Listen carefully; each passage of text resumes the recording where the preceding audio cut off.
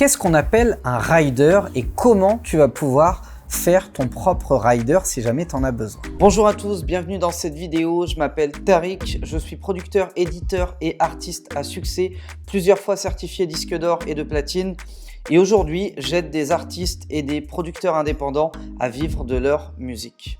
Donc, avant de répondre à la question du jour, je t'invite à cliquer sur le bouton s'abonner pour rejoindre plusieurs dizaines de milliers d'artistes et de producteurs indépendants qui aspirent à vivre de leur musique. C'est une communauté d'artistes, de producteurs qui mènent le même combat que toi et en cliquant sur le bouton s'abonner, ça me booste, ça me motive à continuer de balancer des vidéos sur cette chaîne YouTube. Ça te permet à toi de récolter de l'information sans dépenser un centime si tu n'as pas envie de le faire. Et à moi, eh bien, ça me permet d'avoir un retour sur le travail et le temps que j'investis dans la création de cette vidéo. Donc ça prend 2 petites secondes, tu cliques sur s'abonner et on répond tout de suite à la question du jour. Qu'est-ce qu'un rider? Un rider, c'est, pour le dire avec des mots simples, une feuille de route.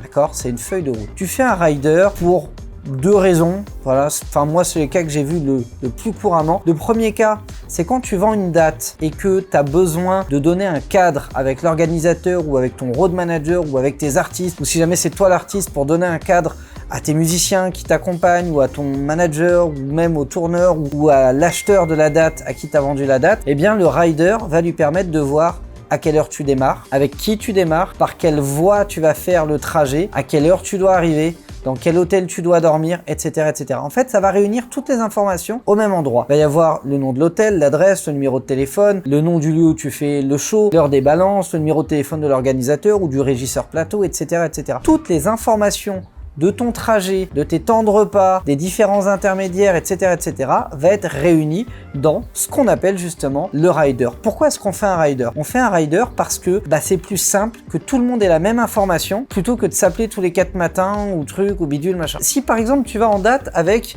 admettons, je sais pas moi, un DJ, 2 musiciens et 2 danseurs. Si tu dis à tout le monde, bon rendez-vous à 6h demain pour démarrer, et qu'à 6h demain, je sais pas, il y a 2 personnes qui sont pas là, t'arrives pas à les joindre, truc, bidule, machin, etc. Tu te dis ok, je pars sans eux, puis finalement une demi-heure plus tard, ils arrivent, ils avaient un problème de téléphone, de truc, de machin, etc. Ils voient que t'es pas là. Au moins, ils ont la capacité de suivre absolument tout le parcours. Ils peuvent appeler l'organisateur. Allô, on a raté la navette, on est désolé, on va prendre le train, du coup on va arriver à telle heure, on sera un peu en retard, machin, etc. Ils peuvent, grâce au rider, se dire ok, on peut se caler un train jusqu'à cette ville parce qu'on sait que eux doivent passer par cette ville à cette heure-là et du coup on va arriver 30 minutes avant eux. Si on les prévient, ils pourront peut-être nous récupérer à la gare. Et en fait, ça permet à tout le monde de se coordonner sur le plan qui va permettre que cette journée se passe bien et que la date soit délivrée en temps et en heure de la meilleure manière qui soit. Donc le rider, c'est un élément très important à la fois pour l'organisateur, ça lui permet de pas t'appeler tous les 4 matins pour te prendre la tête, savoir où t'es, si t'es bien parti, machin, tout ça.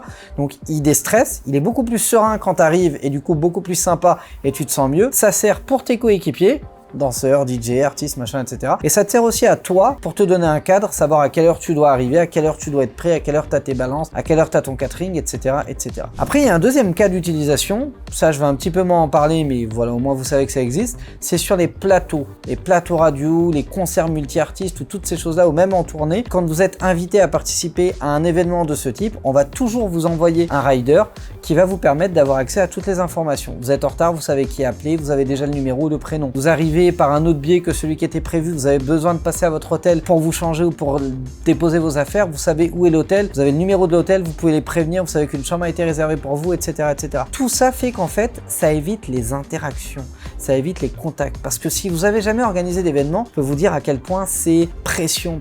Quand vous êtes sur le truc, il y a toujours des problèmes. Même quand tu as pensé à tout, il y a toujours un truc qui te tombe dessus, qui n'était pas prévu et qui fait que ton attention est déjà apportée à quelque chose de différent. Donc naturellement, quand tu as des artistes qui t'appellent toutes les 4 minutes pour te dire ah finalement le danseur est pas venu, ah finalement il va pas venir en train, il va venir en avion, ah finalement on sera pas 4 à l'hôtel mais on sera 5 ou on sera 3, machin, tu pètes un câble. Donc surtout sur les plateaux multi-artistes, quand t'as, je sais pas moi, 10 artistes qui passent, que chacun a son entourage, que chacun a ses petits problèmes, ses petits trucs, ses petits machins, tu pètes un câble. Alors qu'avec le rider, tu peux juste ne pas leur répondre, si jamais ils t'appellent, au bout de 5 minutes ils se disent bon finalement J'ai le numéro du régisseur plateau, je peux l'appeler. J'ai le numéro de l'hôtel, je peux les appeler. Finalement, je vois dans quelle ville je dois arriver. Donc, si j'ai pas de voiture, je vais peut-être prendre le train, je sais où aller, etc., etc. Et ils finissent par se débrouiller tout seuls. Et en général, ça finit par un petit texto du genre, bon, on a loupé le train, on va prendre la voiture. Du coup, on arriverait 15 minutes de retard. Au lieu de passer à l'hôtel, on vient direct sur le plateau. On a déjà prévenu Mathieu, entre guillemets, le régisseur plateau. Il nous attend, c'est ok. Il a décalé les balances de 15 minutes, donc tout est ok. Et là, leur gars est beaucoup plus serein. Et quand vous arrivez, tout le monde est beaucoup plus serein. Et surtout, quand c'est vous qui organisez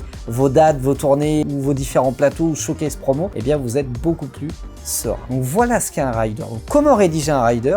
Ce que je vous invite à faire, c'est à taper sur Google rider, plateau, concert, rider, tournée, etc., etc. De prendre différents modèles, de regarder les points clés qui reviennent tout le temps et de littéralement reprendre les idées principales et le faire à votre sauce avec votre design comme vous avez envie que ce soit. Merci d'avoir été attentif à cette vidéo. Si jamais ça vous a plu, motivé, inspiré, lâchez-moi un gros like. Abonnez-vous à la chaîne YouTube Producteur à Succès. Comme je vous l'ai dit en début de vidéo, ça récompense mon travail, ça me donne le smile et ça me pousse à continuer de vous faire un max de contenu sur cette chaîne YouTube. Je vous souhaite le meilleur pour la suite. Déchirez tout et je vous dis ciao ciao.